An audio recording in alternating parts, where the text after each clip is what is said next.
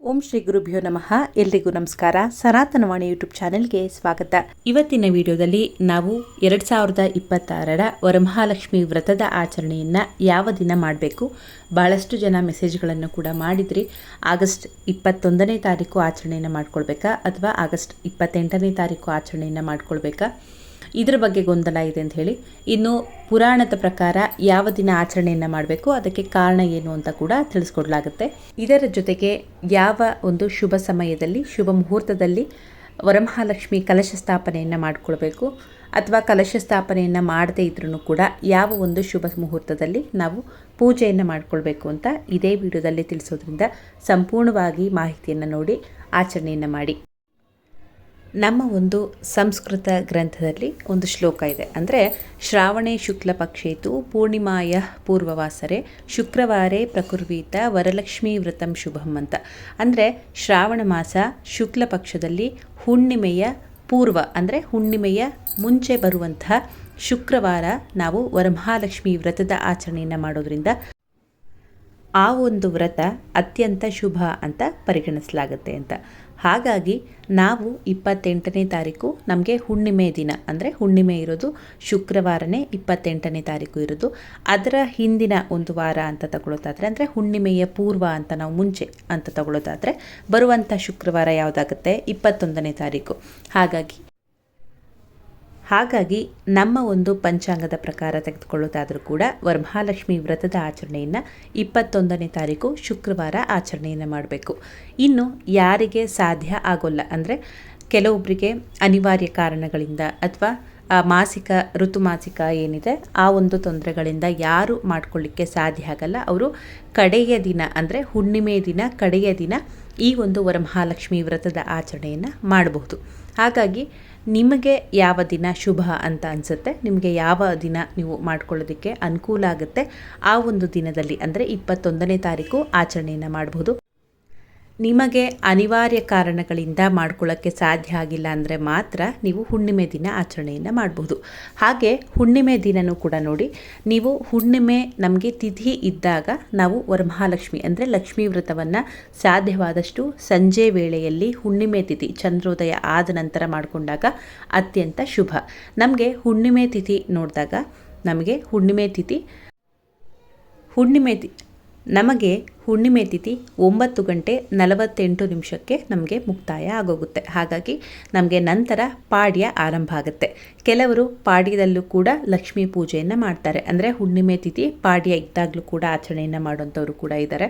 ಮತ್ತು ಉದಯ ಕಾಲಕ್ಕೆ ನಮಗೆ ತಿಥಿ ಹುಣ್ಣಿಮೆ ತಿಥಿಯನ್ನು ಲೆಕ್ಕಕ್ಕೆ ತೆಗೆದುಕೊಂಡು ಆಚರಣೆಯನ್ನು ಮಾಡೋಂಥವ್ರು ಇದ್ದಾರೆ.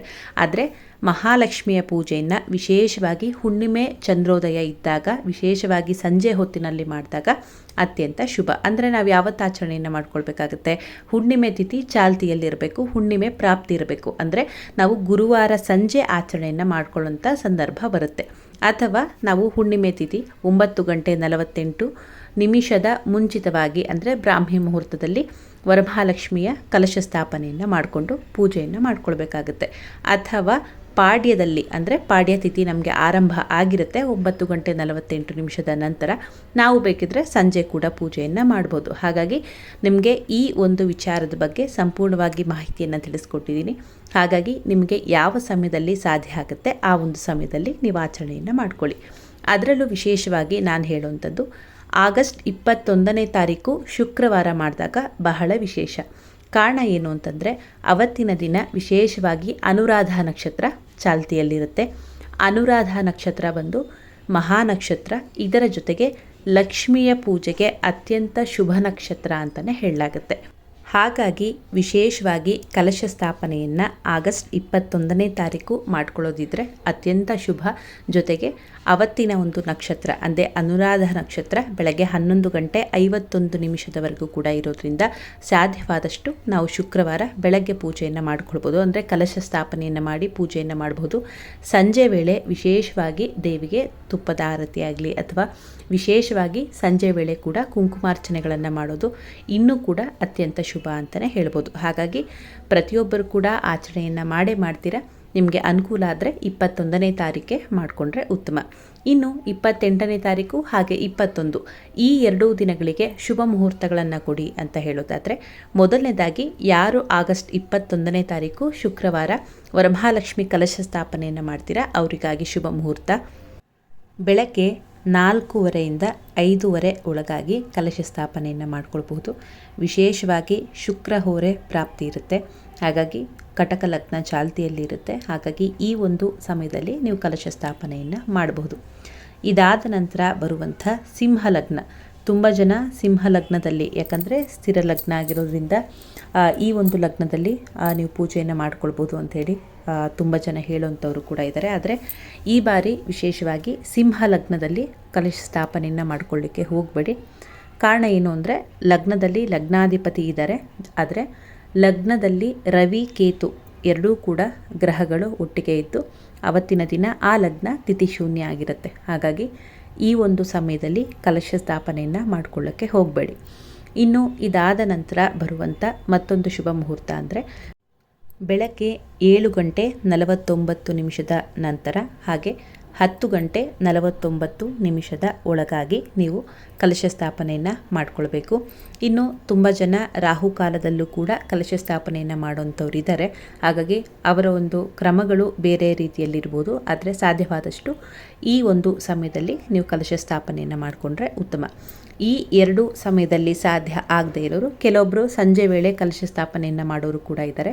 ಹಾಗಾಗಿ ಸಂಜೆ ವೇಳೆ ವಿಶೇಷವಾಗಿ 5:35 ನಂತರ ಹಾಗೆ 6:35 ಒಳಗಾಗಿ ಕಲಶ ಸ್ಥಾಪನೆಯನ್ನು ಮಾಡ್ಕೊಳ್ಬಹುದು. ಇದು 21ನೇ ತಾರೀಕು ಆಚರಣೆಯನ್ನು ಮಾಡೋಂಥವ್ರಿಗೆ. ಇದಾದ ನಂತರ ಯಾರು ಹುಣ್ಣಿಮೆ ದಿನ ನೀವು ಆಚರಣೆಯನ್ನು ಮಾಡ್ತೀರಾ ಸಾಧ್ಯವಾದಷ್ಟು ಬೆಳಗ್ಗೆ, ಯಾಕಂದರೆ ಹುಣ್ಣಿಮೆ ತಿಥಿ ಇರುತ್ತೆ, ಬೆಳಗ್ಗೆ ಆಚರಣೆಯನ್ನು ಮಾಡ್ಕೊಳ್ತೀವಿ. ಹೆಚ್ಚಾಗಿ ಹಿಂದಿನ ದಿನ ಗುರುವಾರ ಆಚರಣೆಯನ್ನು ಮಾಡ್ಕೊಳ್ಳೋರು ಇರಲ್ಲ. ಹಾಗಾಗಿ ಹುಣ್ಣಿಮೆ ದಿನವೇ ನಾವು ಆಚರಣೆಯನ್ನು ಮಾಡ್ಕೊಳ್ತೀವಿ ಅಂತಂದರೆ ಬೆಳಗ್ಗೆ 3:16 6 ಗಂಟೆವರೆಗೂ ಕೂಡ ನಿಮಗೆ ಸಮಯ ಇರುತ್ತೆ. ಈ ಸಮಯದಲ್ಲಿ ನೀವು ಕಲಶ ಸ್ಥಾಪನೆಯನ್ನು ಮಾಡ್ಬೋದು. ಅಂದರೆ ಯಾರು ಹುಣ್ಣಿಮೆ ದಿನ ಆಚರಣೆಯನ್ನು ಮಾಡ್ಕೊಳ್ತೀರ ಅವರು. ನಂತರನೂ ಕೂಡ ಅಷ್ಟೇ, ಅವತ್ತಿನ ದಿನ ಸಿಂಹ ಲಗ್ನ ಬೇಡ. 9:35 ನಂತರ ಹಾಗೆ 10:48 ಒಳಗಾಗಿ ಕೂಡ ನೀವು ಕಲಶ ಸ್ಥಾಪನೆಯನ್ನು ಮಾಡ್ಕೊಳ್ಬೋದು.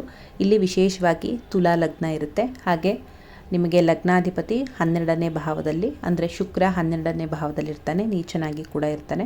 ಆದರೂ ಕೂಡ ತೊಂದರೆ ಇಲ್ಲ, ಯಾಕಂದರೆ ಶುಕ್ರ 12ನೇ ಮನೆಯಲ್ಲಿದ್ರೂ ಕೂಡ ನಿಮಗೆ ಒಳ್ಳೆಯ ಫಲಗಳನ್ನೇ ಕೊಡ್ತಾನೆ. ಹಾಗಾಗಿ ಈ ಒಂದು ರೀತಿಯಲ್ಲೂ ಕೂಡ ನೀವು ಆಚರಣೆಗಳನ್ನು ಮಾಡ್ಕೊಳ್ಬೋದು. ಇದಾದ ನಂತರ ಮತ್ತೊಂದು ಮುಹೂರ್ತ ಸಂಜೆ ವಿಶೇಷವಾಗಿ 5 ಗಂಟೆ ನಂತರ ನೀವು 6:15 ಒಳಗಾಗಿ ಕೂಡ ನೀವು ಕಲಶ ಸ್ಥಾಪನೆಯನ್ನು ಮಾಡ್ಕೊಳ್ಬೋದು. ಆದರೆ ಸಾಧ್ಯವಾದಷ್ಟು ನಾನು ಹೇಳುವಂಥದ್ದು ಹೆಚ್ಚಾಗಿ 21ನೇ ತಾರೀಕು ಆಚರಣೆಯನ್ನು ಮಾಡ್ಕೊಳ್ಳಿ. ಅನಿವಾರ್ಯ ಕಾರಣಗಳಿಂದ ಸಾಧ್ಯ ಆಗಿಲ್ಲ ಅಂತನ್ನೋರು ಮಾತ್ರ ಹುಣ್ಣಿಮೆ ದಿನ ಆಚರಣೆಯನ್ನು ಮಾಡ್ಬೋದು. ಖಂಡಿತವಾಗ್ಲೂ ಹುಣ್ಣಿಮೆಯಲ್ಲಿ ಲಕ್ಷ್ಮೀ ಪೂಜೆ ಬಹಳನೇ ವಿಶೇಷ. ನೀವೇನಾದರೂ ತಂತ್ರ ಪರಿಹಾರಗಳನ್ನು ಮಾಡ್ಕೊಳ್ಳೋದಿದ್ರೆ ಅಥವಾ ಲಕ್ಷ್ಮಿ ಅಷ್ಟೋತ್ತರಗಳನ್ನು ಹೇಳ್ಕೊಳ್ಳೋದಿದ್ರೆ ಗುರುವಾರ ಹುಣ್ಣಿಮೆ ದಿನವೂ ಕೂಡ ಸಂಜೆ ಹೊತ್ತಿನಲ್ಲಿ ಮಾಡಿ ನೋಡಿ.